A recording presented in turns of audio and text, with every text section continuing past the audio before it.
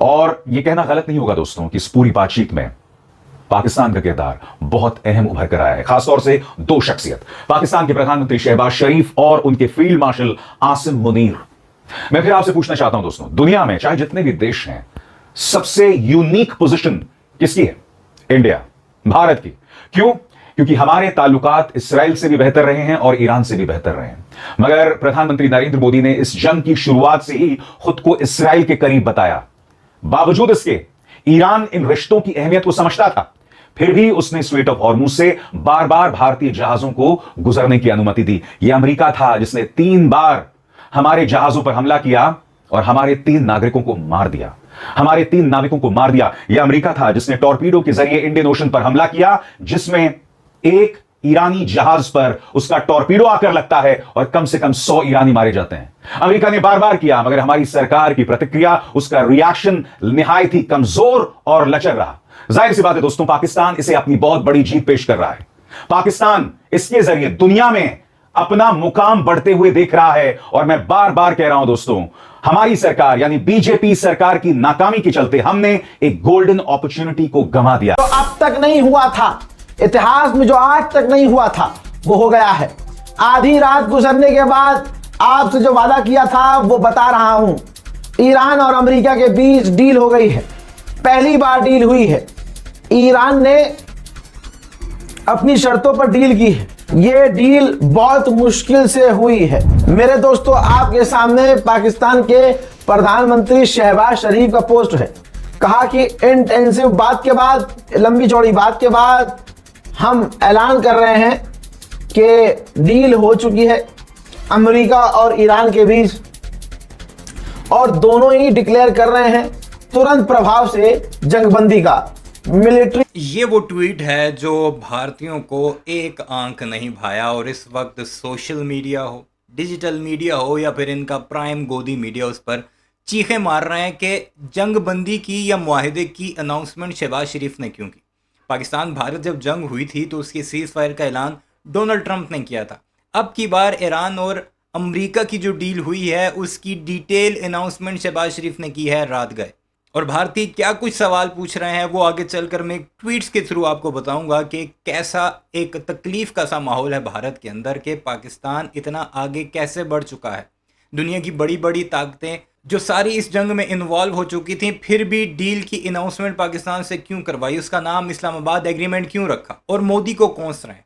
एक बड़ी ज़बरदस्त पोस्ट मैंने देखी, वो मैं आपको बता दूं, बड़ी मज़ाहिया किस्म की है। उसमें एक भारतीय शहरी कह रहा था कि इस वक्त नरेंद्र मोदी को भी इस सारे मामले में इन्वॉल्व होना चाहिए। किस तरह कि जब ये एग्रीमेंट साइन होना चाहिए तो उस स्टेज पर उसे नचवा दें, वो जाए और थोड़े ठुमके मारे, ताकि हमें भी लगे कि हमारा प्रधानमंत्री जिंदा है और कुछ ना कुछ उसने एफर्ट डाली है इस पीस डील में।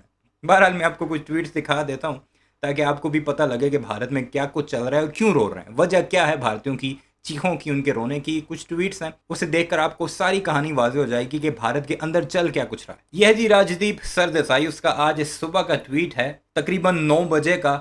Monday thoughts in this summer of ironies and surprises, who would have imagined a Pakistani prime minister announcing a US-Iran peace deal the world had been waiting for, यानी उस deal का जिसका पूरी दुनिया को बेसब्री से इंतजार था। क्या कोई ये सोच सकता है कि उसकी अनाउंसमेंट शहबाज शरीफ करेगा? फिर आगे जो है वो बकवास करता है जी, क्रॉस बॉर्डर टेररिज्म जो है जिसके स्पॉन्सर है पाकिस्तानी, वो आज के पीस मेकर बन गए हैं, और जो हमारे विश्व गुरु थे वो उसे साइड पर बैठ कर देख रहा है। यानी अपने विश्व गुरु के ऊपर टोंट मारी है राजदीप सरदेसाई ने। बड़ा मशहूर सहाफ़ी एंकर पर्सन है। डक क्या लिखता है, बीइंग एन इंडियन, ज़रा तकलीफ मुलाहिजा कीजिएगा। Being an Indian born in 90s, I grew up with faint memories of Kargil. I remember the attack on Parliament, 9/11, 26/11, Peshawar School, Abbottabad raid. All my life, Pakistan was a country that got isolated, ridiculed and humiliated on the world stage. यानी पाकिस्तान बेइज्जत होता था,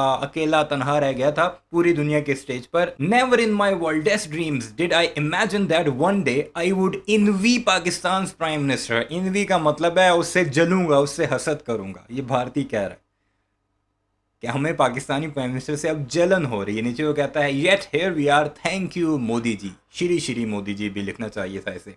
और ये सारा कुछ श्री श्री मोदी जी का ही then है कि पिछले साल उसने ऑपरेशन सिंदूर किया था। Tejasvi Prakash, unbelievable.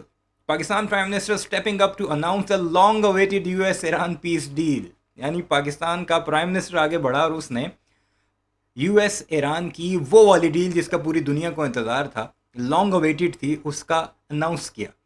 The same nation once branded a cross-border terrorism hub is now positioning itself as a global mediator. Meanwhile, we, the aspiring Vishwagurus, sit on the sidelines in our backyard, reduced to mere observers. This is our moment of reckoning. यानी पाकिस्तान जो है एक वक्त में cross border terrorism किया करता था, ये जो बकवास करते रहते हैं हमेशा से, वो अब मीडिएटर बन गया है. और हमारा जो जिसे हम विश्वगुरु कहते थे दुनिया का, विश्वगुरु का मतलब ये है ना कि पूरी दुनिया का गुरु, वो जो है तमाशबीन बना हुआ है एक साइड पर बैठकर. अब ये हिसाब लेने का वक्त है, ये तेजस्वी प्रकाश साहब कह रहे हैं. वो फिर लिखता है the world is praising Pakistan for mediating between Iran and US. No country in the world has condemned the US attack that killed our sailors. यानी सारे इस वक्त पाकिस्तान की तारीफों में लगे हुए हैं और जो हमारे सेलर्स मरे हैं अमेरिका के हमले में, उनका कोई नाम तक नहीं ले रहा, उस पर कोई मजम्मत तक नहीं कर रहा. In fact our sailors will be safe now just because Pakistan stop this bloody war. यानी हमारे जो सेलर्स हैं अब वो महफूज हुए हैं क्योंकि पाकिस्तान ने ये जंग रुकवा दी है. But Modi's weak government stays invisible, only mild protest and silence, no strong action, just surrender, complete failure of leadership. वही बातें जी, खामोश रहा नरेंद्र मोदी. अगर कोई एहतजाज भी किया तो वो होम्योपैथिक किस्म का, उनका इन्वाई को बुलाया, उससे कहा कि ये गलत कर रहे हो तुम, और उसे वापस भेज दिया. अगले दिन अमेरिका ने फिर हमला कर दिया. ये हालात हैं जी इनके. अशोक स्वाइन लिखता है it was Pakistan that announced the US Iran peace deal. The world ओज पाकिस्तान बिग टाइम. ओज पाकिस्तान यानी कर्जदार है ये दुनिया पाकिस्तान की. ये कह रहे हैं प्रोफेसर अशोक स्वाइन साहब. ये भारत में चल रहा है. आपने अंदाज़ा लगा लिया कि सारे जो हैं वो बड़े बड़े नाम थे जो मैंने आपको जिनकी ट्वीट्स दिखाई, ऐसी सैकड़ों हज़ारों आपको मिल जाएंगी जिसमें मोदी को गालियाँ दी जा रही हैं और पाकिस्तान का शुक्रिया अदा किया जा रहा है. आप देखते हैं अब मीडिया क्या कुछ कहता है उनका. टर्मिनेशन का ऐलान कर रहे हैं लेबनान में, और लेबनान के साथ साथ दूसरे इलाकों में इसी वक्त सीज फायर होगा. लेबनान और इजराइल में बमबारी बंद करेंगे और फ्राइडे को 19 जून को स्विट्जरलैंड में दोनों के बीच लिखित में एग्रीमेंट होने वाला है. आज सुबह इससे बड़ी और ब्रेकिंग न्यूज नहीं हो सकती. अमेरिका और ईरान के बीच में पीस डील का ऐलान हो गया है और सबसे बड़ी बात, अब इस शांति समझौते पर जुमे को यानी कि फ्राइडे को दस्तखत होंगे. छोटी सी छोटी बात पर अगर गौर करें ना दोस्तों, तो इस पीस डील में साफ तौर पर ईरान की जीत दिखाई देती है. याद कीजिएगा अमेरिकी राष्ट्रपति ने परसों क्या ऐलान किया था कि संडे को इलेक्ट्रॉनिकली इस डील पर हस्ताक्षर करेंगे, मगर ईरान ने साफ तौर पर कह दिया कि संडे को इस डील पर दस्तखत नहीं होंगे. अब इस बात का ऐलान किया जा रहा है कि फ्राइडे को इस पर दस्तखत किए जाएंगे. आज का यह लम्हा पाकिस्तान के लिए भी बहुत अहम है और अगर भारत ने थोड़ा दमखम दिखाया होता तो पाकिस्तान की जगह भारत हो सकता था, क्योंकि भारत की स्थिति और भी बेहतर है. भारत के लिए सबसे अच्छी बात यह थी कि ईरान से लेकर इस्राइल, उसके संबंध सभी देशों के साथ अच्छे हैं, मगर हमारी सरकार ने एक गोल्डन अपॉर्चुनिटी को गंवा दिया. मगर आपके जहन में सवाल होगा दोस्तों कि होने क्या वाला है. क्या डोनाल्ड ट्रंप नेतन्याहू पर कंट्रोल रख पाएंगे? क्योंकि यह मत भूलिए कि नेतन्याहू अब भी लेबनान पर हमला कर रहे हैं और ट्रंप इसको लेकर नाराजगी का इजहार कर चुके हैं. सबसे बड़ी बात, क्या होगा ईरान की वो जमा हुई संपत्तियों का, उन तमाम फ्रोजन फंड्स का? क्योंकि इस डील के मुताबिक न्यूक्लियर मुद्दे पर तब तक बात नहीं होगी जब तक अमेरिका ईरान की फ्रोजन संपत्तियों को रिलीज नहीं करता. ईरान के साथ उनकी डील फाइनल हो गई है. इस वक्त हमारे साथ दो खास मेहमान भी जुड़े हुए हैं. मेजर जनरल AK सहवाग जी मौजूद है, साथ ही पूर्व राजनयिक दीपक वोरा जी भी हमारे साथ मौजूद है. सबसे पहले AK सहवाग जी आपकी तरफ रुख करेंगे. एक ऐसी डील जिसका महीनों से इंतजार किया जा रहा था, 19 जून की वो तारीख एक टेबल पर आप कैसे देख रहे हैं?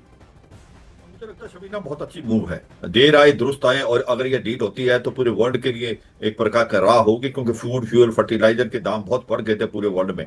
और जैसे बातचीत हो रही थी ऐसा लग रहा था क्योंकि अमेरिका इस लड़ाई को लंबा नहीं ले जाना चाहता. आपको पता है डोनाल्ड ट्रंप की अप्रूवल रेटिंग बहुत कम हो गई थी यूएस में. मिड टर्म इलेक्शन है नवंबर में और 14 जुलाई को उनका 250 सेलिब्रेशन है इंडिपेंडेंस का अमेरिका में. और जो लोग हैं अमेरिका के वो नहीं चाहते इस युद्ध को. तो मुझे लगता है अमेरिका की तरफ से ये बहुत प्रेशर था लोगों की तरफ से. इसी प्रकार से ईरान की भी सिचुएशन अच्छी नहीं थी. ईरान की इकोनॉमी डिगमगा रखी थी. ईरान जब से नेवल ब्लॉकेड लगाया है अमेरिका ने ईरान के ऊपर, उसके बाद उसके भी बहुत हालात खराब थे. और ये सच्चाई है, ईरान के गवर्नमेंट ये सोच रही थी अगर ये डील नहीं होगी तो लोग फिर सड़कों पे आ जाएंगे, क्योंकि वहां पर इकोनॉमी बहुत ज्यादा खराब थी. इसलिए इससे पहले आपको यही रिपोर्ट में मैंने बताया था कि डोनाल्ड ट्रंप ने ईरान के आगे भीख मांगी है कि हम नेवल ब्लॉकेज हटा देंगे, बस आप अमेरिका पर हमला मत करना।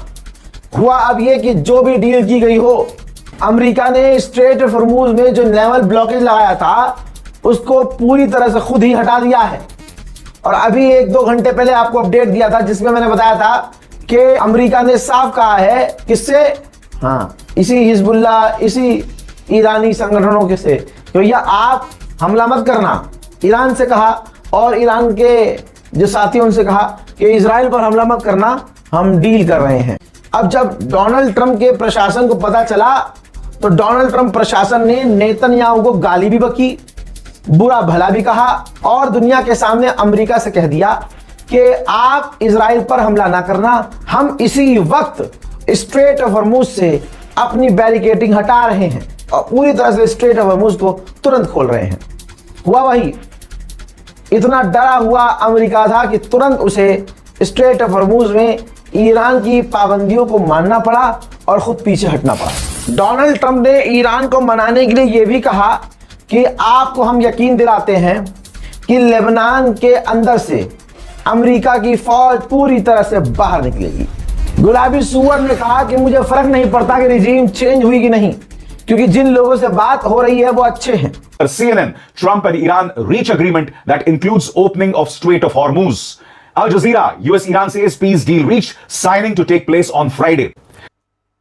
तो ये है जी वो हालात जो भारत के अंदर आपको नज़र आ रहे हैं। एक तरफ दुनिया खुशियां मना रही है, दूसरी तरफ भारतीयों को तकलीफ ये है कि पाकिस्तान ने अनाउंस क्यों किया और पाकिस्तान की तारीफ़ें क्यों हो रही हैं, और इनडायरेक्टली भारतीय खुद भी पाकिस्तान की तारीफ़ ही कर रहे हैं, क्योंकि जितना नुकसान ईरान को या अमेरिका को या फिर अरब ममालिक को हो रहा था उसके बराबर का नुकसान ही भारत इस वक्त झेल रहा है। तकरीबन 200 अरब डॉलर्स रिपोर्टेडली उनके जो रिजर्व्स हैं वो कम हुए हैं, क्योंकि वो सारा पैसा निकाल कर मार्केट में उन्हें फेंकना पड़ा ताकि हालात को कंट्रोल किया जा सके। अपनी राय का इज़हार ज़रूर कीजिएगा। चैनल को सब्सक्राइब नहीं किया तो ऐसे वीडियोस के लिए उसे भी ज़रूर सब्सक्राइब कीजिएगा।